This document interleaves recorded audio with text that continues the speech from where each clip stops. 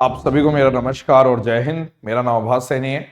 Verbal math bye आभास सैनी में आप सभी का स्वागत है। कोऑर्डिनेट को रिवाइज कर लेते हैं हम, और जो जो कठिन चीजें होती हैं उसको रिवाइज करने की कोशिश करते हैं जो आपको पेपर से पहले करनी चाहिए। ठीक है, सबसे पहले सवाल नंबर 1, इसको पॉज करके ट्राई करिए। पॉज करो, ट्राई करिए। सवाल है कि इस पॉइंट का इमेज बताना है, इस पॉइंट का इमेज बताना है इस लाइन के क्रॉस। एक सिंपल फॉर्मूला आपको पता होना चाहिए, तभी आप कर पाओगे, बेस्ट रहेगा आपके लिए। x minus x one upon a, y minus y one upon b, minus two a x one b y one plus c, नीचे a square plus b square. Line क्या होती है? होती है जैसे ए एक्स, ठीक है, बी वाई प्लस सी बराबर 0।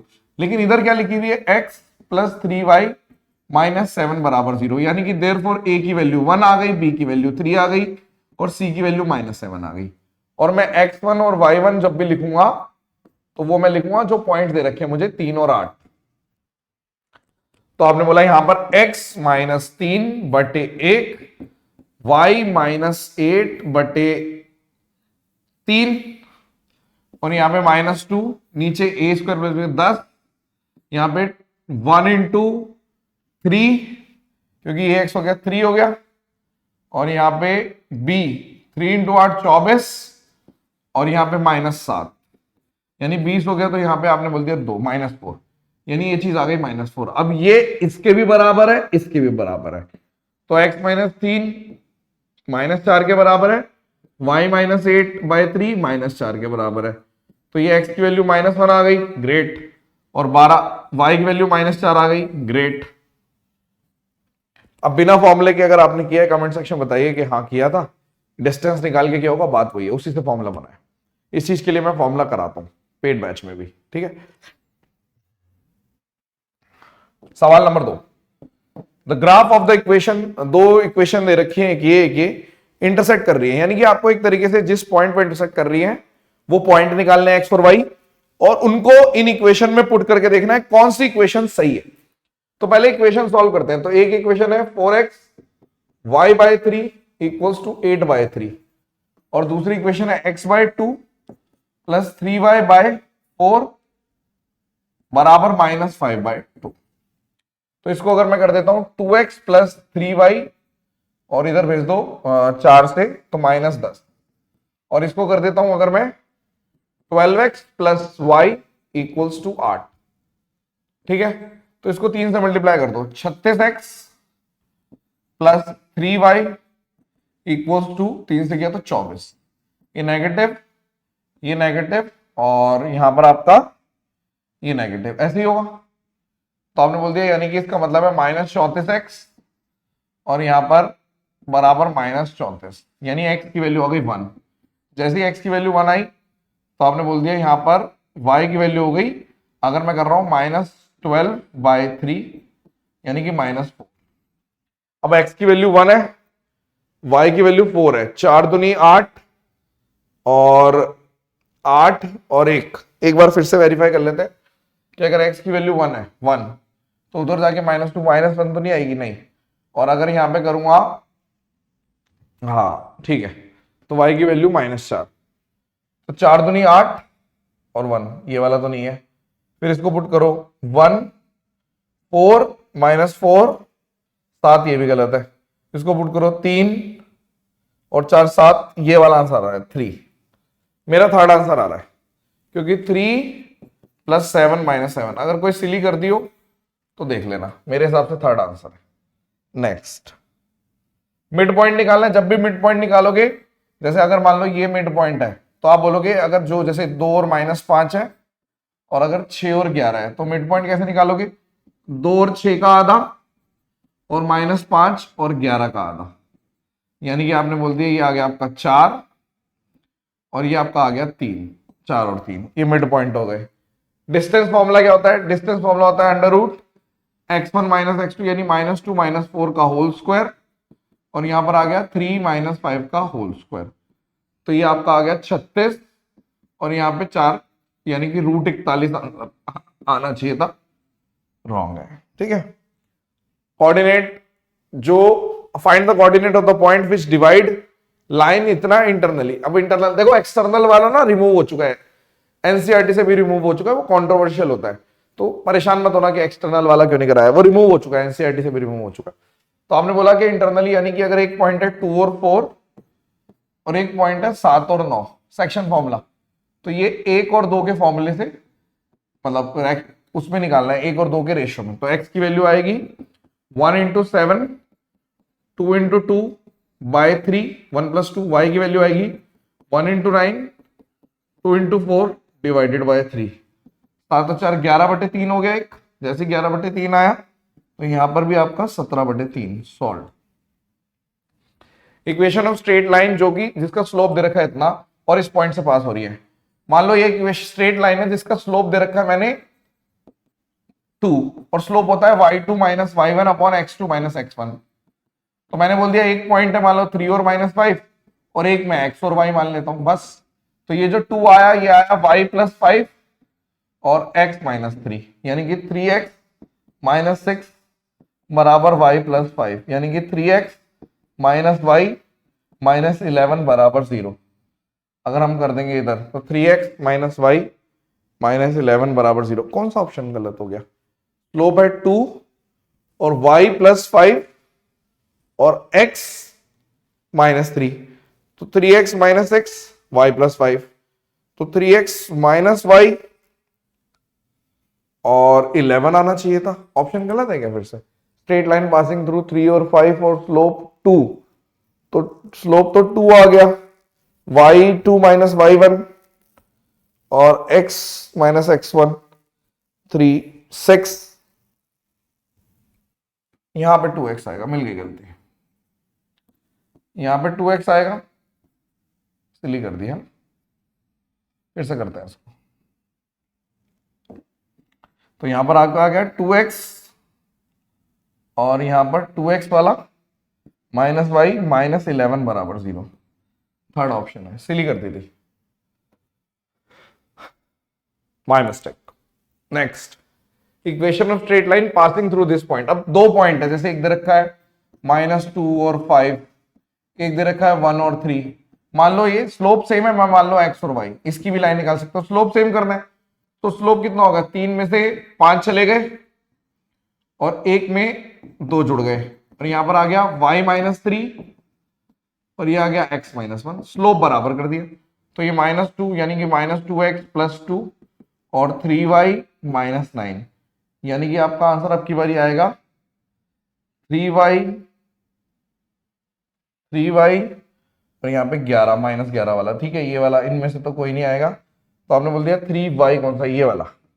देखो 2x प्लस 3y माइनस 11 बराबर 0, डी आंसर है। Equation of line passing through this and perpendicular to this. अब की बारी इससे तो पास हो रही है, मान लो 2 और 3 से, लेकिन परपेंडिकुलर है किसके, -5 और 6 के और -6 और 5 के। कई लोग बोलेंगे इसमें पुट कर दिया और 2 और 3 5, सीधा यही आंसर है। अगर मान लो दो ऑप्शन में मैच हो रहा है तो मैं प्रॉपर भी करा देता हूं। ठीक है, तो आपने बोला देखिए सिंपल सी बात है, जब दो लाइन परपेंडिकुलर होती हैं तो एक का स्लोप मान लो m1 है और एक का स्लोप मान लो m2 है, तो ये -1 के प्रोडक्ट मतलब बराबर होता है परपेंडिकुलर। और अगर स्लोप बराबर करना है तो मतलब वो पैरेलल है, यानी कि दो लाइन पैरेलल है, एक का स्लोप m1 है एक का स्लोप m2, तो दोनों का स्लोप बराबर। लेकिन अगर परपेंडिकुलर है, मान लो एक का स्लोप m1 है और एक का स्लोप m2, तो -1। ठीक है, अब अगर मैं बोलूं कि मुझे बोला गया है जैसे मुझे इस वाली लाइन का स्लोप निकालना है, मान लो इसका नाम m1 है और इसका m2 है, तो m1 निकालना है तो कैसे निकालोगे, आप बोलोगे 5 में से 6 चला गया, -6 प्लस 5 यानी कि -1 और -1, यानी कि आपने बोल दिया कि ये तो 1 आ गया।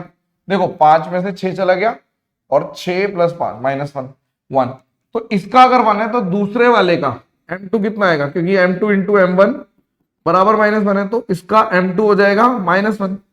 तो स्लोप कैसे चेक करते हो, क्योंकि y equals to mx plus c की फॉर्म में लिख दो। तो स्लोप मुझे चेक करना है तो मैं इसको ऐसे लिख सकता हूं कि y equals to -x plus 5, तो ये -1 आ गया। यानी अगर मैं इसको बोलूंगा तो y equals to x plus 5 यानी +1 हो गया, ये नहीं हो सकता। ठीक है, इसको लिखोगे तो ये +1 हो गया। यहां पर अगर आप देखोगे दोनों चीजें, यहां पे स्लोप भले ही -1 आ रहा है, यस स्लोप आ रहा है, बट ये वाली लाइन वैलिड नहीं है। 2 3 5 और 10 हो गया, 0 नहीं आएगा, इसलिए तो दोनों चीजें वेरीफाई करके आप निकाल सकते हो अगर क्वेश्चन टफ आया। ये तो सीधा ही आ रहा था। इक्वेशन बतानी है एक स्ट्रेट लाइन की जो कि पैरेलल है। किसके पैरेलल है? 3x + 4y - 12, यानी कि y = mx + c की फॉर्म में लिख दूं, यानी y को ऐसे लिख दो और -y = 12 होना चाहिए था अगर सिली की बात करें। चलो इसको = 12 कर दो, = 12, ताकि आपकी इक्वेशन वरना गलत हो जाएगी। = 12 ऐसे लिख लेते हैं। तो y एज इट इज, तो -3/4 और यहां पे -3, तो जो स्लोप आया -3/4 आया। तो पैरेलल लाइन का मतलब है उसका भी स्लोप -3/4 है, यानी कि मेरे को ऐसी लाइन ढूंढनी है जिसका स्लोप -3/4 हो और जो जब मैं 2 और 1 पुट करूं तब भी ट्रू आए। तो 2 और 1 पुट करो, जैसे 2 और 1 पुट किया, 6 और 1 10 नहीं आएगा, ये गलत है, तो ये गलत है। जैसे ही 2 और 1 पुट किया, हाँ ये हो सकता है। अब इसका स्लोप भी चेक कर लो कि y = -3/4, हाँ यही वाला आंसर है, यही वाला आंसर है, बी आंसर है। क्योंकि जैसे ही मैं 2 और 1 पुट करता हूं तो यहां भी गलत है, 2 और 1 पुट करता हूं तो यहां भी गलत है, ठीक है। वरना एक उससे भी हो सकता था। दोनों चीजें चेक करा रहा हूं, वर्स्ट केस सिनेरियो आता नहीं है, but worst case scenario. 2 line perpendicular है ऐसे, और इस पॉइंट पे इंटरसेक्ट कर रही है। ये पॉइंट है 3 और 2। एक लाइन की इक्वेशन है y = 2x, मान लो इसकी इक्वेशन है y = 2x, यानी स्लोप कितना है इसका +0, यानी y = mx + c से, यानी किसका स्लोप है 2। तो इस वाली लाइन का स्लोप कितना आएगा -1/2। तो स्लोप -1/2 किस में आ रहा है? इसमें और इसमें। ये नहीं हो सकता, ये नहीं हो सकता। अब और 3 और 2 भी वैलिड होना चाहिए, 3 और 2 भी पुट कर दो, यानी कि आपने बोला स्लोप तो -1/2 आ रहा है, 3 और 2, यानी कि जो 2 आ रहा है वो -3/2 + 7/2। तो आपने बोल दिया हाँ 2, ये वाला आंसर है। क्योंकि अगर इसमें पुट कर देता हूं, जैसे 2 आ रहा है -3/2 + 5/2, तो ये तो 1 आ गया, ≠ = 2 इज नॉट इक्वल टू 1। तो दोनों चीजें वेरीफाई करनी है कि जो इस लाइन के बारे में बात है, 3 और 2 भी पुट करना है और स्लोप भी चेक करना है। Find the distance of the point dash from the line joining. अब डिस्टेंस की बात हो रही है और लाइन ज्वाइन कर रही है ये वाली। डिस्टेंस निकालना है। देखो मान लो एक लाइन है, इसके बारे में पहले हमें इक्वेशन लिखनी है, ठीक है, और एक पॉइंट है 4 और 2, इनके बीच का डिस्टेंस चाहिए। तो आपने बोला देखो 2 पॉइंट्स दे रखे हैं, इसकी इक्वेशन में लिख सकता हूं, डिस्टेंस निकालना है तो परपेंडिकुलर डिस्टेंस, ठीक है। तो आपने बोला ये है 4 और 1 और एक है आपका 2 और 3, ठीक है। तो मान लो इस पे कोई पॉइंट है, मान लो x और y, तो मैं स्लोप लिख देता हूं, 3 में से 1 चला गया 2, 2 में से 4 चला गया -2, यानी -1 स्लोप है। और हमारे हिसाब से y -1 आएगा और x -4 आएगा। तो ये -x + 4 बराबर y -1, यानी x + y और -5 बराबर 0। ये तो जब इस स्लोप की बात कर रहे हैं, परपेंडिकुलर डिस्टेंस निकालना होता है, तो d निकलता है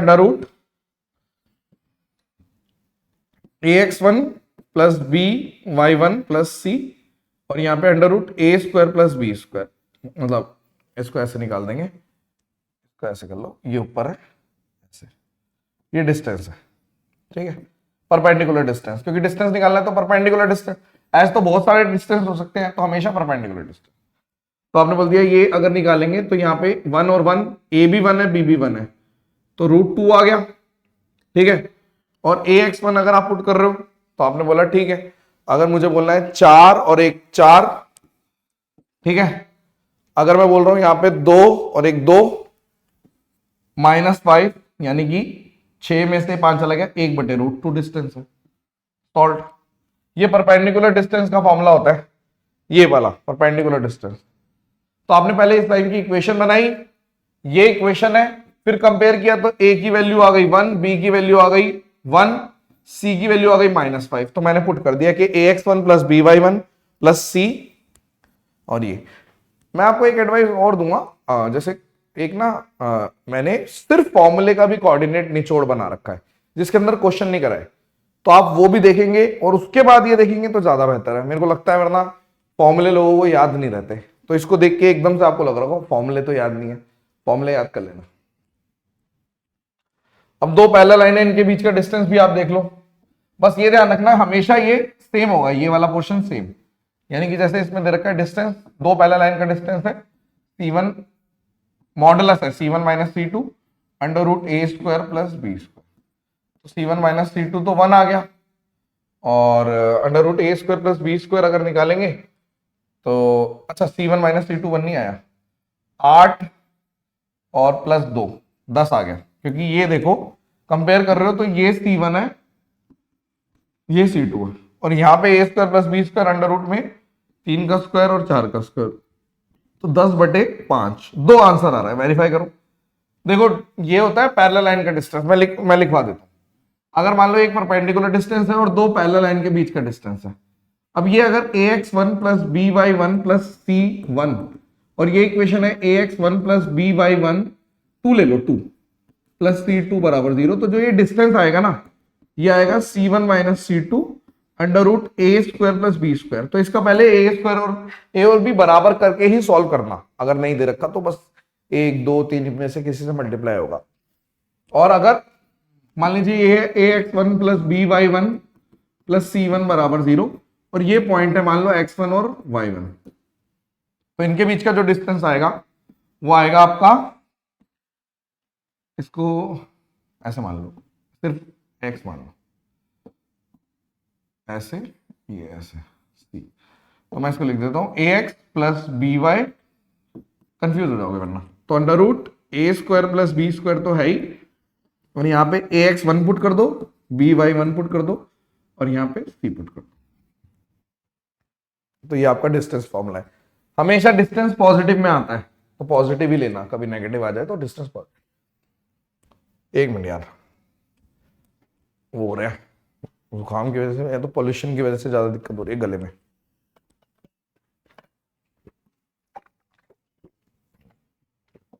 एंगल निकालने का फॉर्मूला देख लो, स्लोप, ये tan थीटा होता है, ठीक है।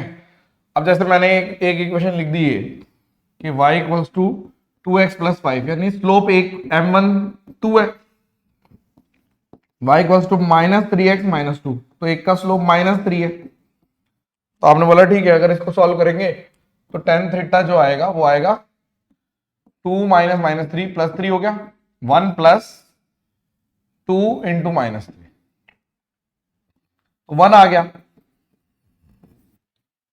वैसे तो दो आते हैं, जैसे tan थीटा 1 है तो थीटा या तो 45 आएगा या 135, दोनों हो सकते हैं 45। अगर दो दे रखे तो दोनों मार्क कर लेना, क्योंकि tan थीटा 1 जो होता है वो 45 पे भी 135 पे भी। तीसरा वर्टेक्स निकालना है इक्विलेटरल ट्रायंगल का।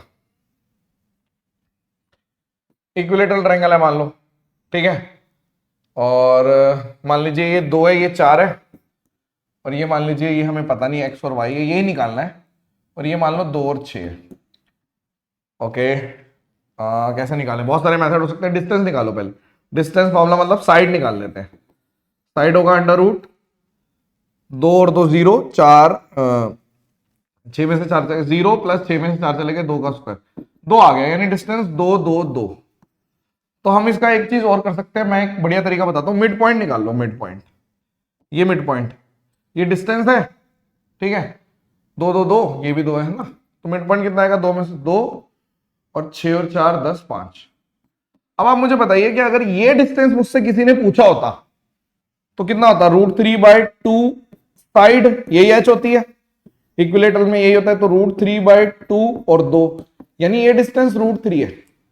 तो आप मुझे बताइए मैं क्या लिखूं, अगर हम इसकी बात कर रहे हैं यहां पर, तो ये ऐसे, मतलब अगर मैं रफली बना रहा हूं वैसे तो, यानी कि अगर मैं देखूं यहां पर √3 कब आएगा, आप बोलोगे सब में 5 है, इसको मत देखो, यानी ये तो 5 आएगा ही आएगा। तो √3 का डिस्टेंस तब आएगा जब 2 + √3 होगा। एक्चुअल में ये ऐसे बनना चाहिए था, ये वाला ऐसे बनता है ये, लेकिन हमने रफली बनाया तो हम कैसे भी बना सकते हैं। तो 2 + √3 ये वाला आंसर है। बढ़िया क्वेश्चन है ये, समय बच सकता था इसमें।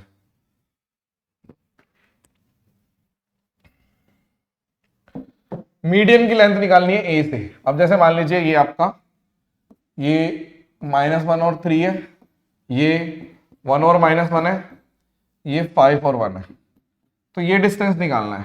तो मिड पॉइंट कितना है, 1 और 5, मतलब इसका आधा 3 आ गया और ये 0 आ गया। तो डिस्टेंस, ये डिस्टेंस है, तो रूट में आंसर कितना आ गया, 3 और 4 16 और 9 5 आ गया आंसर। ये डिस्टेंस फॉर्मूला है। कोऑर्डिनेट सेंट्रोइड के कैसे निकलते हैं, x1 + x2 + x3 का 1/3 और ऐसे ही y का भी। तो इसका -5 -4 + 4 का 1/3 यानी -5/3 तो आएगा ही आएगा। और y का निकाल दो, y का कितना है 7 - 5 + 5 7/3 यानी 7/3। सर्कम सेंटर की अगर हम बात करें, find the circumcentre of a triangle whose vertices, जैसे आपको दे दिया ये -2 और 3, ठीक है, ये -1 और 0, और यहां पर आपने दे दिया 7 और -6। तो लास्ट में करता हूं, आगे चलते हैं। Coordinate of vertices of a triangle, okay, orthocentre निकालना है। देखो सबसे पहले देखो ये 0 0, यानी ये मैंने बनाया, यहां पे है मेरा 0 0, ये है मेरा 8 0 और ये है मेरा 0 6। तुरंत आपको चल गया right angle triangle.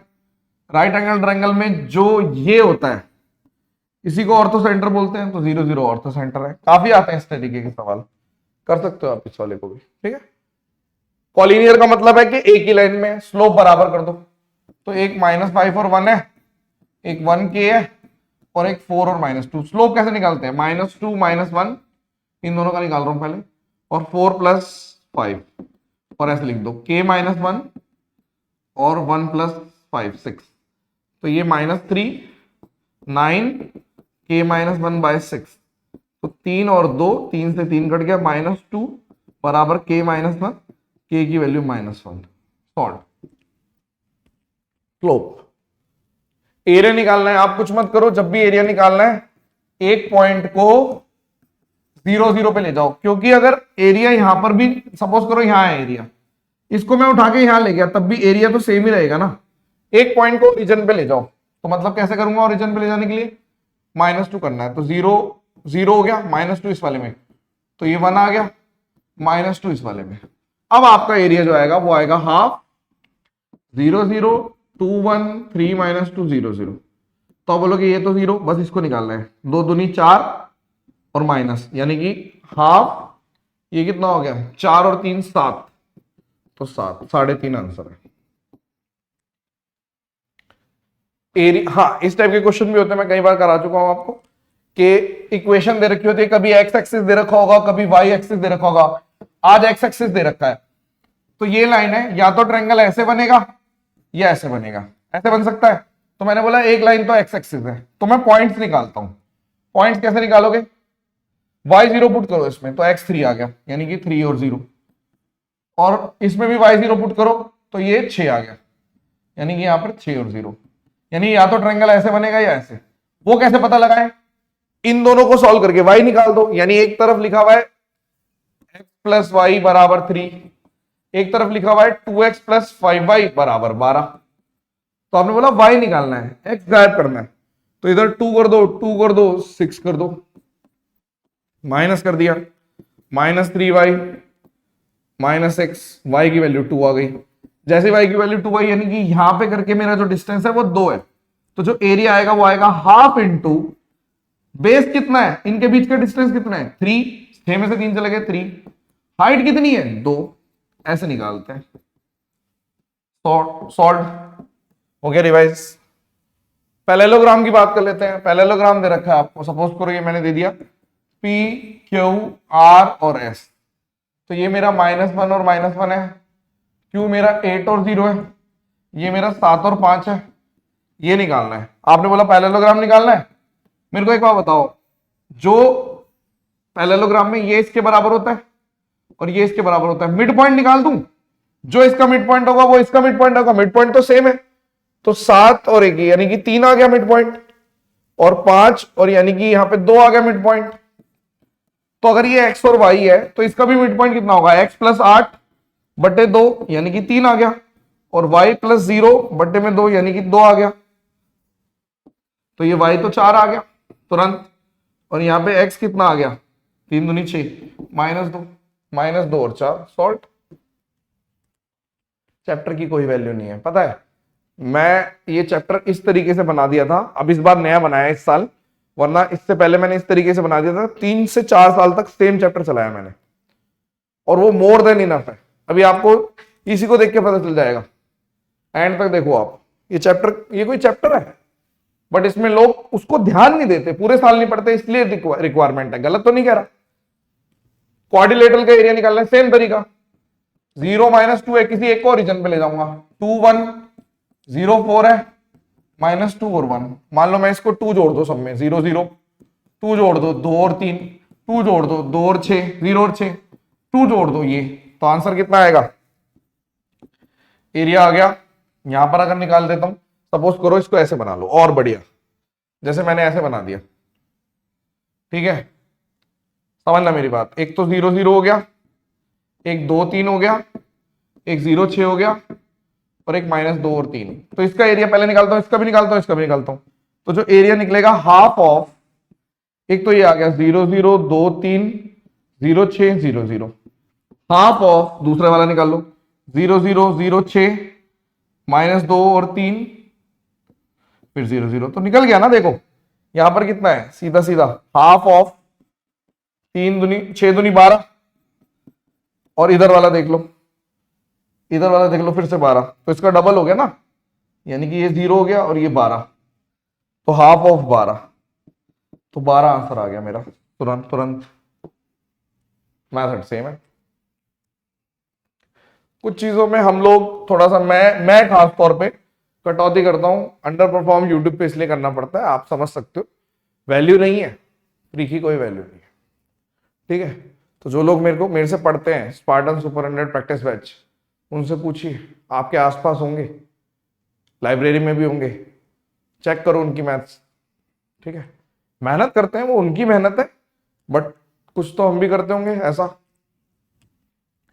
Equation of circle बतानी है जिसका ओरिजिन 0 0 रेडियस, अलग से कुछ नहीं करना। ये सर्कल है, सेंटर 0 0 है, डिस्टेंस फॉर्मूला लगा दो, ये 6 है, मान लो ये x और y है। डिस्टेंस फॉर्मूला क्या कहता है, 6 का स्क्वायर, x -0 का होल स्क्वायर, y -0 का होल स्क्वायर, तो x स्क्वायर -y स्क्वायर 36। ये वाला आंसर है, करने की जरूरत ही नहीं है। जैसे एक इक्वेशन दे दिया, अब इसको भी होल स्क्वायर, मतलब ऐसे ही बनाऊंगा। मान लो x -2 का होल स्क्वायर लिखा हुआ है ये, और y प्लस 3 का होल स्क्वायर लिखा हुआ है। अब आपने बोल दिया यहां पर -12 था, हमें चाहिए क्या, 4 इधर से चाहिए, 9 इधर से चाहिए, प्लस का 13 चाहिए।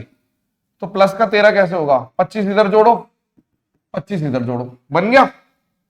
यानी आपने बोल दिया हाँ, तभी हो पाएगा। यानी कि मैंने बोल दिया इसको कि मेरा x -2 का होल स्क्वायर और y प्लस 3 का होल स्क्वायर बराबर 25 आएगा। तो आपको ये पता चल गया कि एक सर्कल है, जनरल फॉर्मूला देख लो, एक सर्कल है कि x -h का होल स्क्वायर, y -k का होल स्क्वायर बराबर r स्क्वायर। ऐसा कैसे, कि जैसे ये सेंटर है h और k, ये रेडियस है r, और ये x और y है, बस यही तो किया मैंने। आप बोलोगे ये तो डिस्टेंस फॉर्मूला है, हाँ उसी से निकालेंगे हम।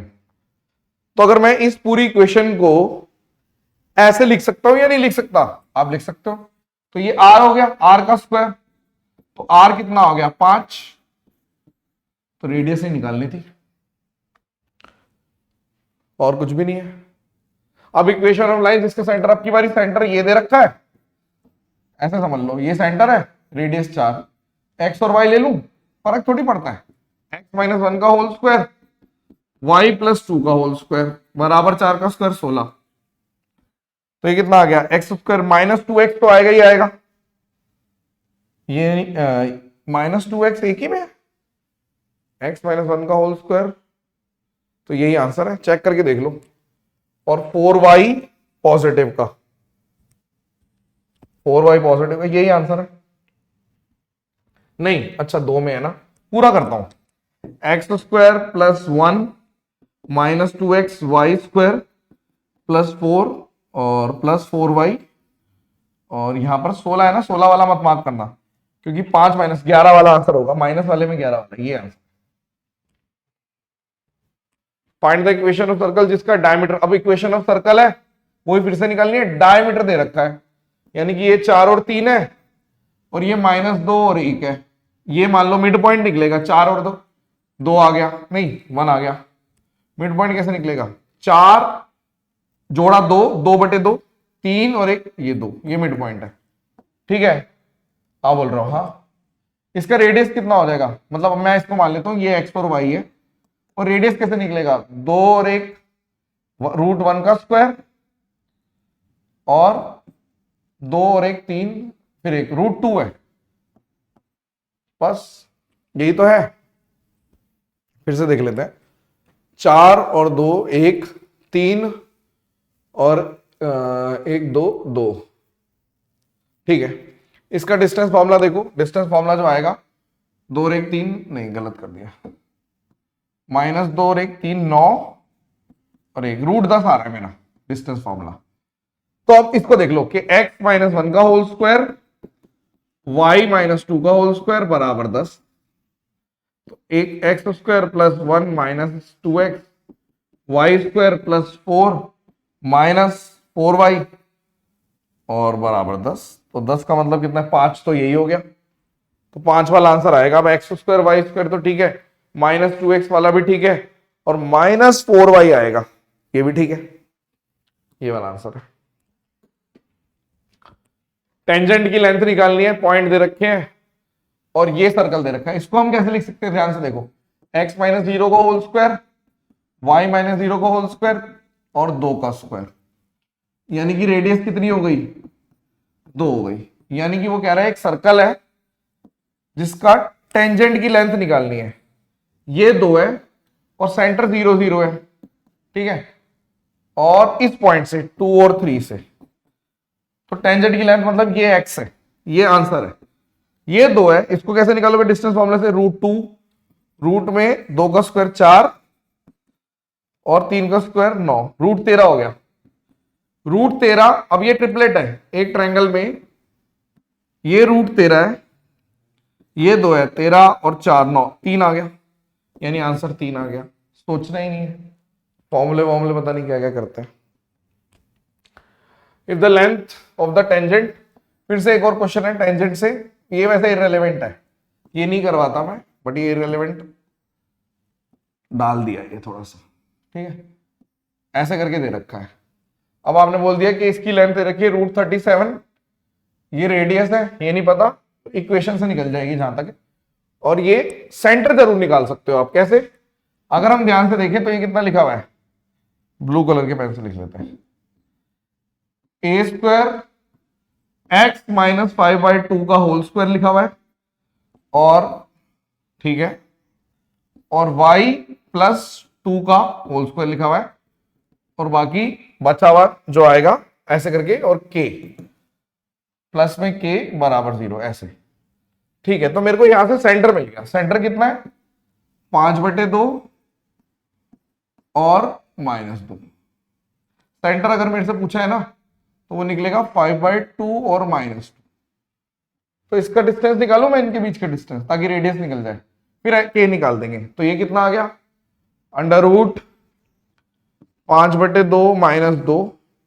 इस पूरे का होल स्क्वायर, और 5 और 2 7 49, तो 1/4, √197/2, ये डिस्टेंस है इसका, √197/2। अब ट्रिपलेट लगा लो, अब ट्रिपलेट लगा लेते हैं, ट्रिपलेट कैसे निकलेगा, यानी एक ट्रायंगल में ये r है, राइट एंगल ट्रायंगल, ये √37 है, ये √197/2 है, यहाँ पे 2 नीचे यहीं तक है बस ये, ठीक है। तो इसको खोल देते हैं, a² r² जो आया 197/4 और माइनस इसको ले लेता हूँ 37 और 74 148 और 49/4 यानी कि r की वैल्यू हो गई, यही आएगा ना 49, 8, 9 और 17। ठीक है, तो 7/2 रेडियस 7/2 आ गई। देखो इसके वो फॉर्मूले भी हो सकते हैं बट हम नहीं करेंगे। जैसे ही ये 7/2 आया, अब आप कुछ भी कर सकते हो। अब आपका फॉर्मूला अब आप लिख सकते हो। देखो कैसे, आपने बोला मेरे को एक तरीके से ये जो दे रखा है x² दे रखा है, इसका होल स्क्वायर यानी 25/4 तो चाहिए। ठीक है, और इसका होल स्क्वायर यानी कि ये भी चाहिए, यानी कि 41/4। ठीक है, और अगर मैं r² की बात कर रहा हूं तो r है मेरा 49, तो 49 इधर अगर मैं कर दूंगा r², इसको इधर भेज दो 49/4, तो ये मेरा कितना आ गया -8/4 यानी -2 आएगा, यानी k की वैल्यू -2।